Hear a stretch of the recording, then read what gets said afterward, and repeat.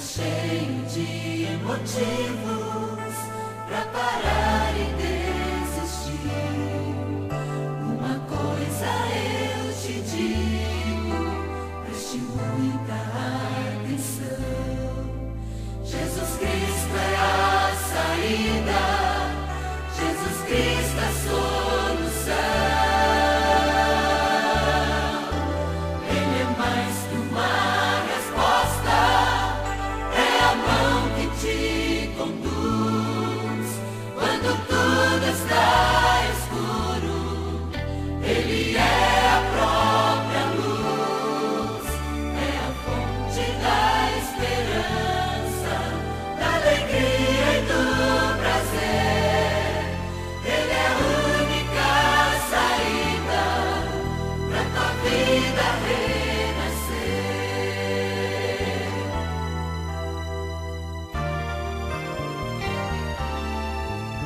Os problemas e as tristezas não vão mais te dominar.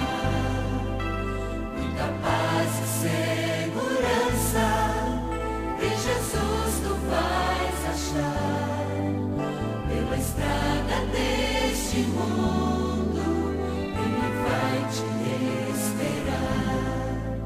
E ao mostrar-te a saída, vai sorrir e te abraçar.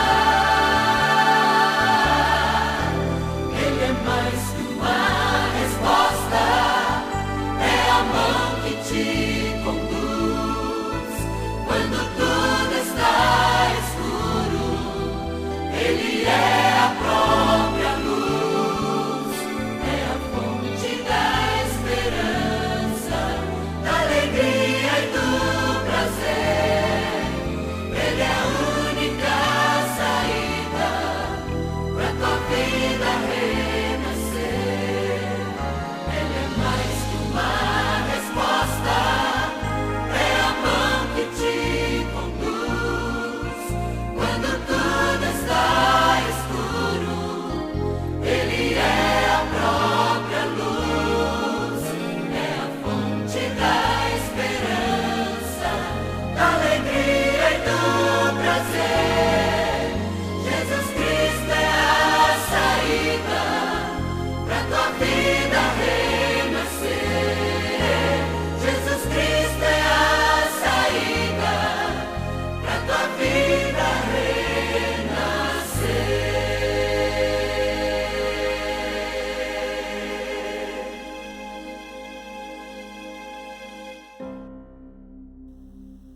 Olá, irmãos e irmãs, graça e paz. Mais uma vez nos encontramos aqui para estudar a palavra do nosso Deus.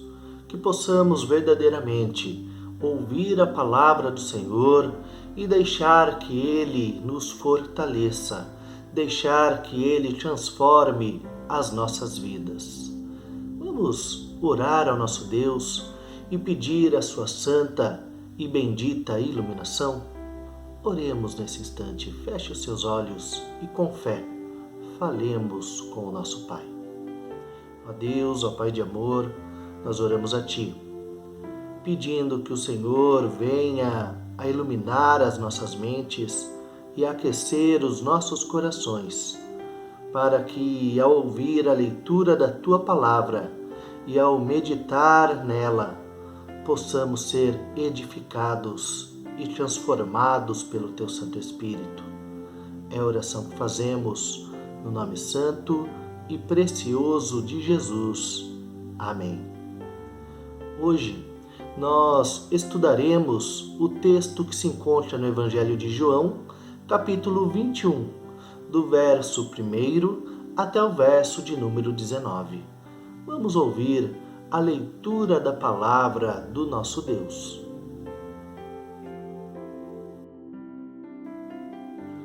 Depois disto, tornou Jesus a manifestar-se aos discípulos junto ao mar de Tiberíades, e foi assim que ele se manifestou. Estavam juntos Simão Pedro, Tomé, chamado Dídimo, Natanael, que era de Caná da Galileia, os filhos de Zebedeu e mais 2 dos seus discípulos. Disse-lhes Simão Pedro: Vou pescar. Disseram-lhe os outros: Também nós vamos contigo. Saíram e entraram no barco, e naquela noite nada apanharam. Mas ao clarear da madrugada, estava Jesus na praia. Todavia, os discípulos não reconheceram que era ele. Perguntou-lhes Jesus: Filhos, tendes aí alguma coisa de comer? Responderam-lhe: Não. Então lhes disse: Lançai a rede à direita do barco e achareis. Assim fizeram, e já não podiam puxar a rede, tão grande era a quantidade de peixes. Aquele discípulo a quem Jesus amava disse a Pedro: É o Senhor. Simão Pedro, ouvindo que era o Senhor, cingiu-se com sua veste, porque se havia despido, e lançou-se ao mar. Mas os outros discípulos vieram no barquinho puxando a rede com os peixes, porque não estavam distantes da terra, senão quase 200 côvados. Ao saltarem em terra, viram ali umas brasas e em cima peixes, e havia também pão. Disse-lhes Jesus: Trazei alguns dos peixes que acabastes de apanhar. Simão Pedro entrou no barco e arrastou a rede para a terra, cheia de 153 grandes peixes, e não obstante serem tantos, a rede não se rompeu. Disse-lhes Jesus: Vinde e comei. Nenhum dos discípulos ousava perguntar-lhe: Quem és tu? Porque sabiam que era o Senhor. Veio Jesus, tomou o pão e lhes deu, e de igual modo o peixe. E já era esta a terceira vez que Jesus se manifestava aos discípulos, depois de ressuscitado dentre os mortos. Depois de terem comido, perguntou Jesus a Simão Pedro: Simão, filho de João, amas-me mais do que estes outros? Ele respondeu: Sim, Senhor, tu sabes que te amo. Ele lhe disse: Apacenta os meus cordeiros. Tornou a perguntar-lhe pela segunda vez: Simão, filho de João, tu me amas? Ele lhe respondeu: Sim, Senhor, tu sabes que te amo. Disse-lhe Jesus: Pastoreia as minhas ovelhas. Pela terceira vez, Jesus lhe perguntou: Simão, filho de João, tu me amas? Pedro entristeceu-se por ele lhe ter dito pela terceira vez: Tu me amas? E respondeu-lhe: Senhor, tu sabes todas as coisas, tu sabes que eu te amo. Jesus lhe disse: Apacenta as minhas ovelhas. Em verdade, te digo que quando eras mais moço, tu te cingias a ti mesmo e andavas por onde querias. Quando, porém, fores velho, estenderás as mãos e outro te cingirá e te levará para onde não queres. Disse isto para significar com que gênero de morte Pedro havia de glorificar a Deus. Depois de assim falar, acrescentou-lhe: Segue-me.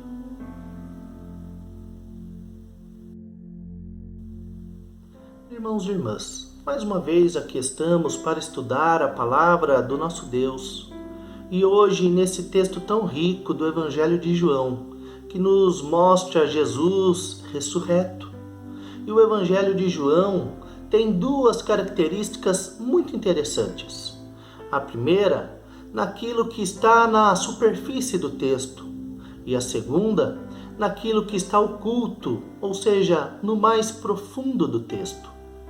O capítulo 21 foi inserido no livro para garantir que Jesus está vivo, que Jesus ressuscitou. João, ao escrever o capítulo 21, fala de algo que conhecia bem, algo que vivenciou, ou seja, a pescaria no mar da Galileia. Ele sabia que a noite era o melhor momento para a pesca. A pesca noturna no mar da Galileia diz que é um belo espetáculo. Com uma luz brilhante, o bote vai deslizando sobre o mar e os homens, de pé, observam com atenção a passagem dos cardumes. Nesse momento, lançam a rede, mas diz também que era frequente a cena de pescadores retornando cansados e angustiados, chegando à terra firme pela manhã, depois de terem trabalhado toda a noite e não terem pescado nada. E ainda hoje é possível observar esse mesmo modo de pescaria junto aos ribeirinhos de Tapajós, aqui no Brasil, onde um rapaz sobe numa árvore e fica observando os cardumes, enquanto outro fica dentro do rio esperando o sinal de onde deve lançar a rede. Assim, fazendo essa comparação entre a pescaria na época de Jesus e a forma que se pesca ainda em determinada região aqui do Brasil, podemos dizer que o capítulo 21 descreve algo que acontece até o dia de hoje.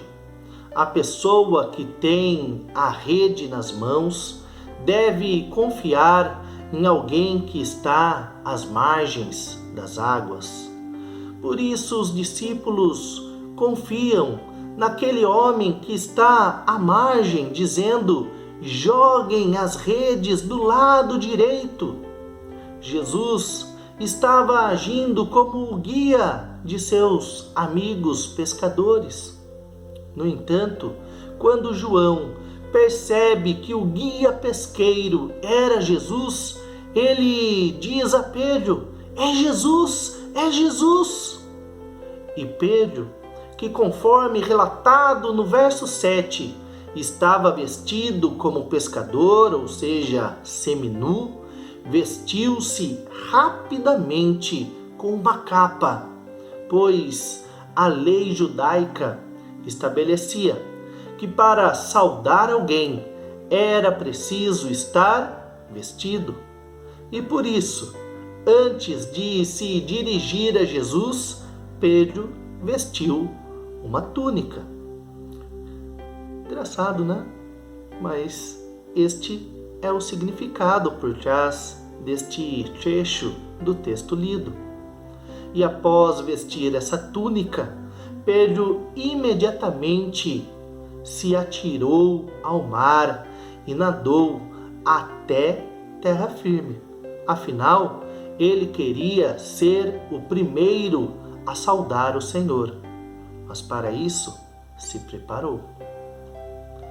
Contudo, para que possamos compreender com maior profundidade o texto lido, é importante ressaltar que naqueles dias, após a recente notícia da ressurreição de Jesus, muitas pessoas estavam afirmando que as aparições do Cristo ressurreto não eram de fato verdadeiras.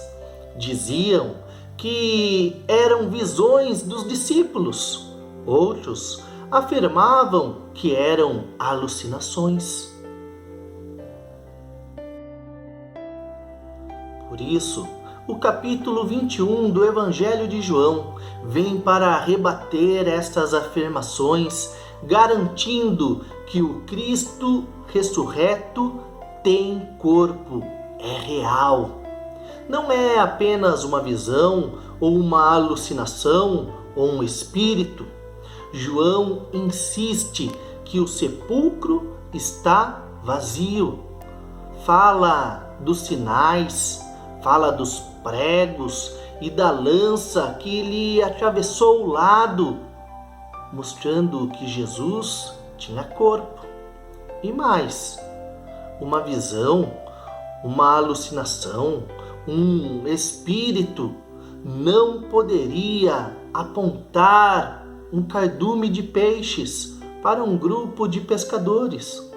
Não acenderia uma fogueira na margem de um lago. Não prepararia uma comida para compartilhar com os outros. Assim, o primeiro objetivo claro do capítulo 21 é estabelecer com toda clareza a realidade da ressurreição. Jesus venceu a morte e retornou ressurreto. Ou seja, o que nós pregamos aqui não é ilusão, mas é um fato, é real. Contudo, há ainda um segundo objetivo, e nesse expressa-se uma verdade ainda mais profunda. João cita a quantidade de peixes, 153 grandes peixes. Mas qual era a intenção de João em relatar tal fato? E durante toda a história da igreja, até os dias de hoje, muitas são as explicações, algumas razoavelmente coerentes e outras tão bem elaboradas que se tornam difíceis de acreditarmos. Mas o que, de fato, podemos afirmar é que, através do registro dos 153 peixes, podemos claramente perceber a intenção de indicar que os peixes que ali podem ser traduzidos por bênção, por graça imerecida, foram contados. E isso porque deveriam ser repartidos entre vários companheiros de pesca. Ou seja, temos a imagem da comunhão. Aquele fato foi testemunhado por mais de uma pessoa. Não era então uma visão, uma alucinação de uma mente, mas um fato visto, vivido e testemunhado por um grupo. Grupo este que agora se denominaria como sendo igreja.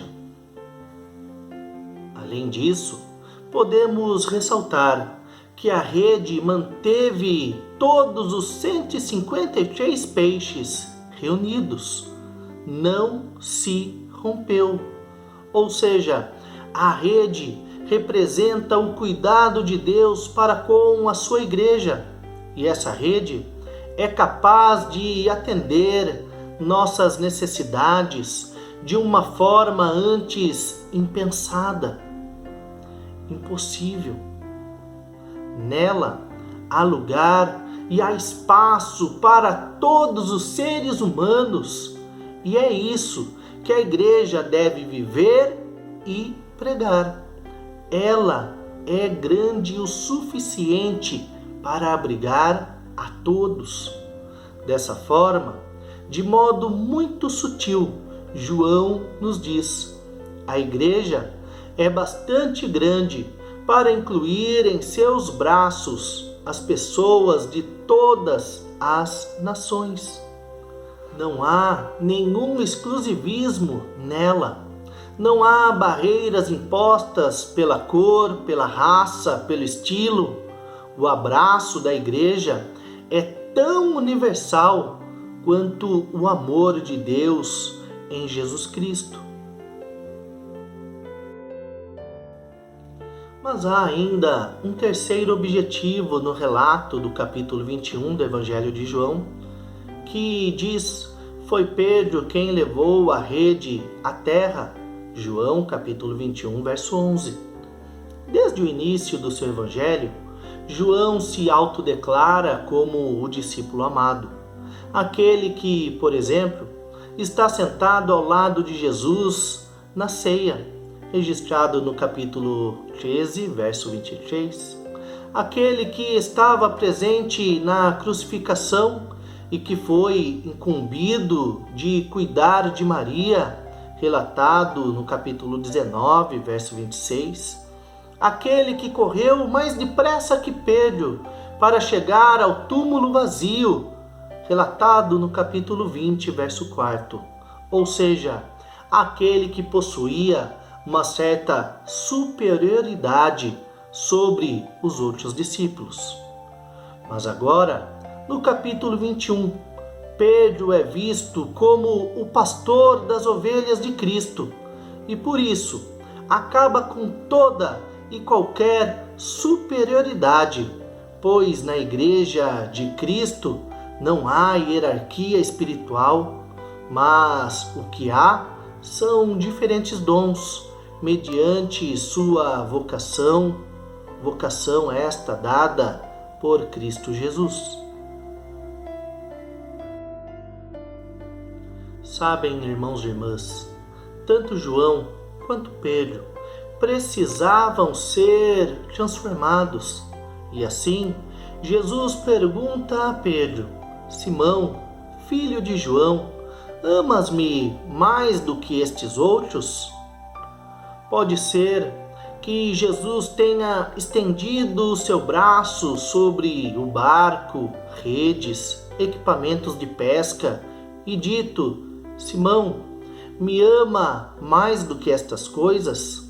Está disposto a renunciar, abandonar seus sonhos, seu trabalho, sua carreira, abandonar um trabalho estável e cuidar para sempre dos meus filhos, das minhas filhas, da minha obra, da minha igreja? E assim, por 3 vezes, Jesus formulou a pergunta a Pedro: tu me amas? E era realmente necessário fazer tal pergunta 3 vezes.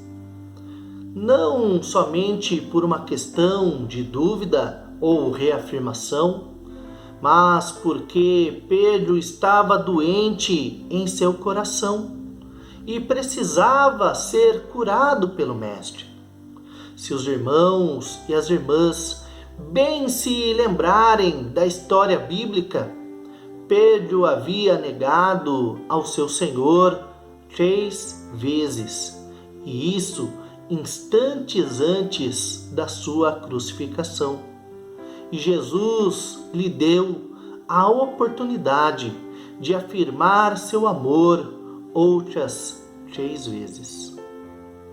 Em seu perdão amoroso, Jesus deu a Pedro a oportunidade de apagar a lembrança da sua negação, de todas as suas negações a Cristo, mediante a uma declaração de amor plena.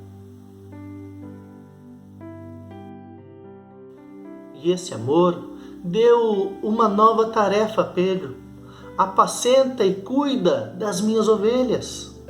Cristo estava ensinando Pedro que só podemos demonstrar o que amamos quando amamos os outros.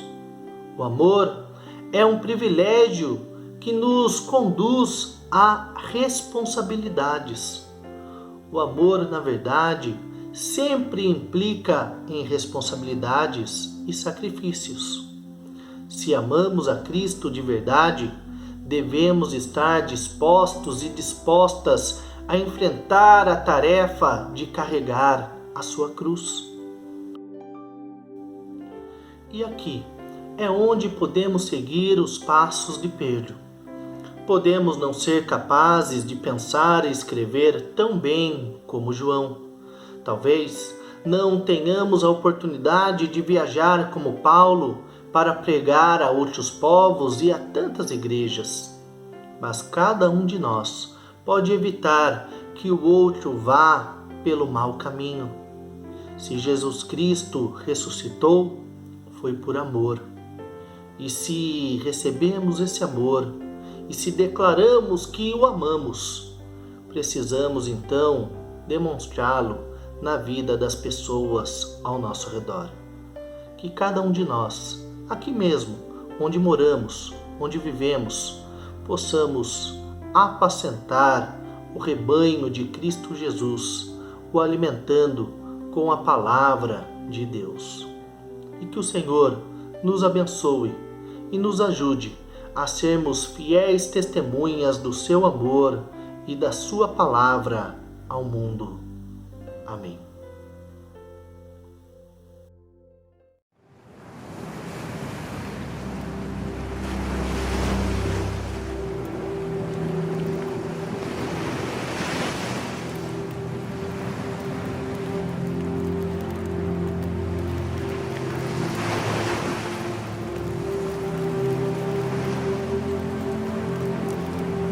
Vou pescar.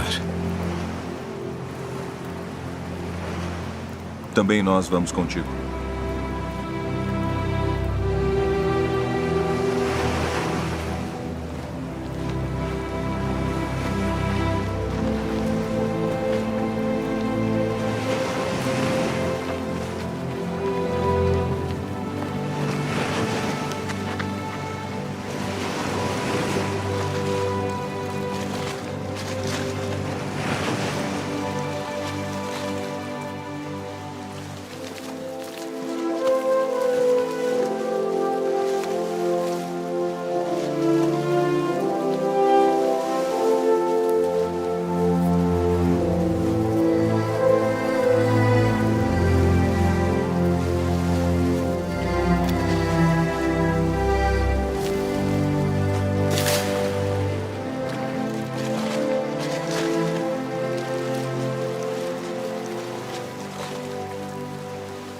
Filhos! Tendes alguma coisa de comer?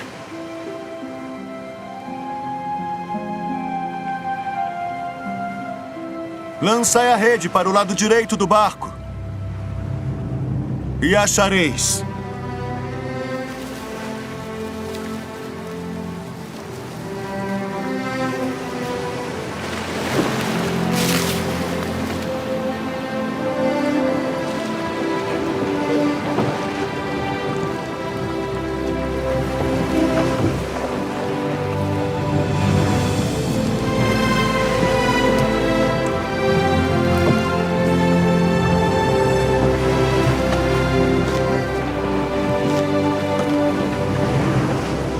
É o Senhor.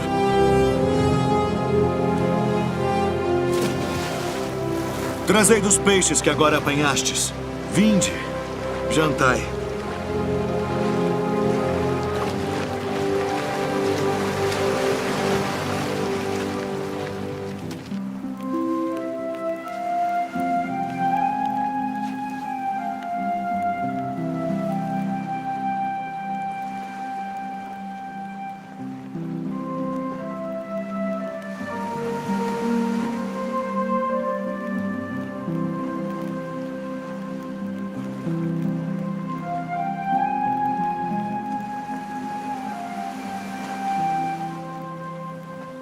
Simão, filho de Jonas,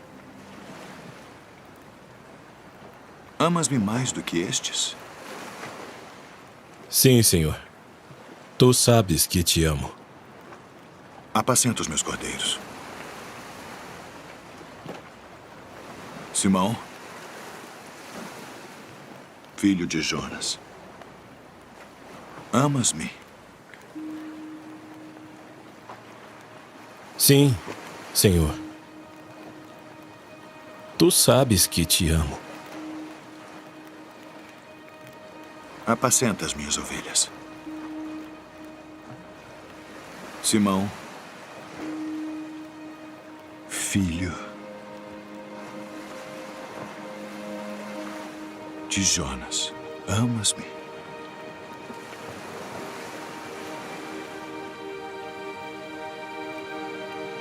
Senhor, tu sabes todas as coisas. Tu sabes que te amo. Apacenta as minhas ovelhas.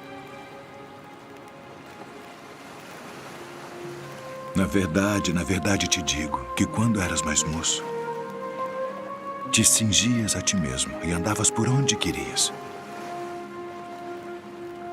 Mas quando já fores velho, estenderás as tuas mãos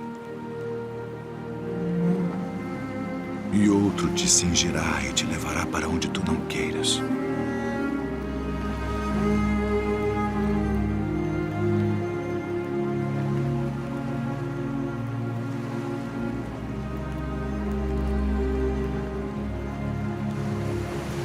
Segue-me.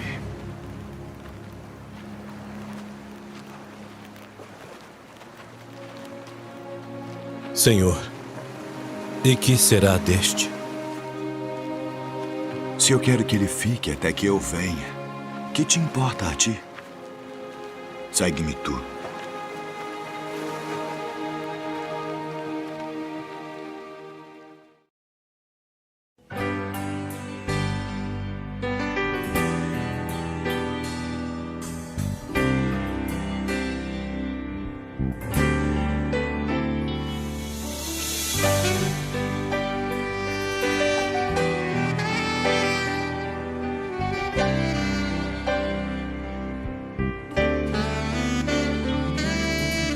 Este é meu desejo, Senhor, te honrar com meu coração, te adorar.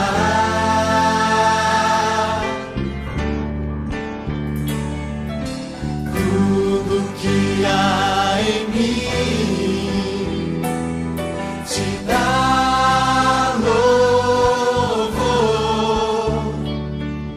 só a ti adoro, meu Senhor.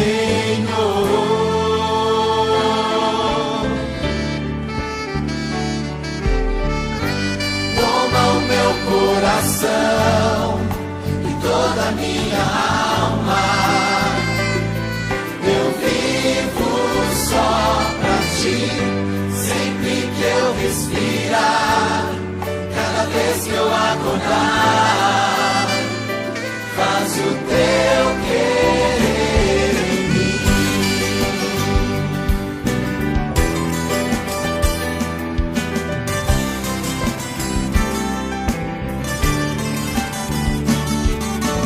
Este é meu desejo,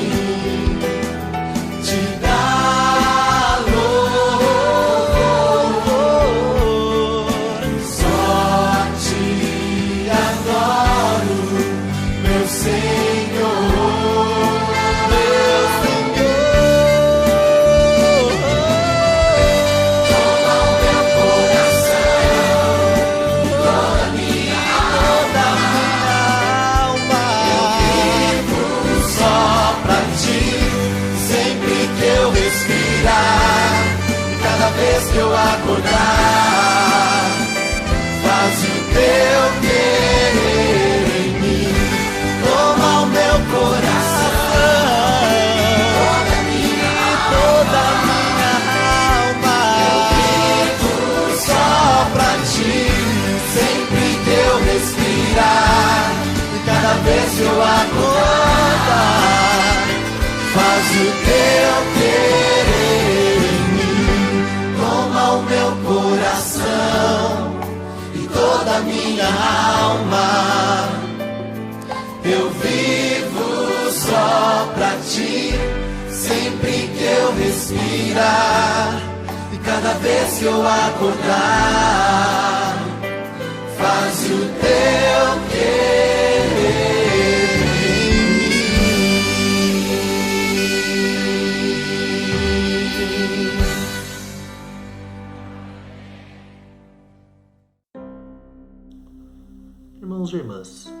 Esperamos que mais uma vez esse estudo tenha edificado a sua vida. Se você gostou, não deixe de curtir e de compartilhar para que vidas sejam alcançadas e saibam que há um Senhor, há um Salvador que vive e que os ama. Oremos a Deus nesse instante. Ó Deus, ó Pai de amor, nós oramos a Ti, gratos porque mais uma vez o Senhor vem em nossa direção e estende sobre nós a Tua graça. Sê conosco, ó Deus, nas nossas mazelas, nas nossas dificuldades, nos abençoa e nos faz abençoantes. É a oração que fazemos no nome santo e precioso de Jesus. Amém. E que Deus o abençoe e lhe conceda uma semana debaixo da graça e da paz do nosso Senhor e Salvador Jesus Cristo. Amém.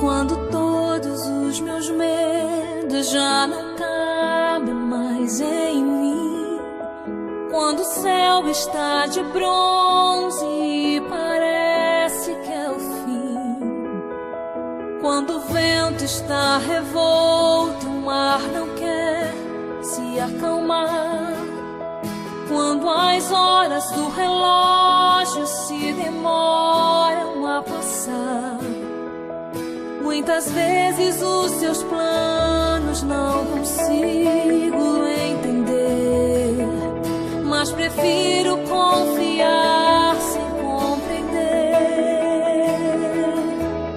Eu creio em Ti, eu creio em Ti.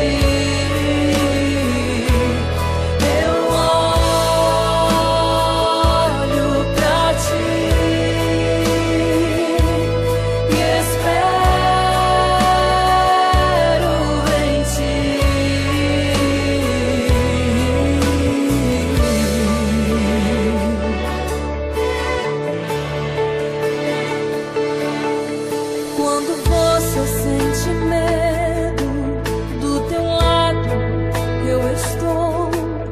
E é bom que você saiba que eu sinto a sua dor. Também nunca se esqueça que o mar posso acalmar e que eu sei o tempo certo da vitória te entregar. Esse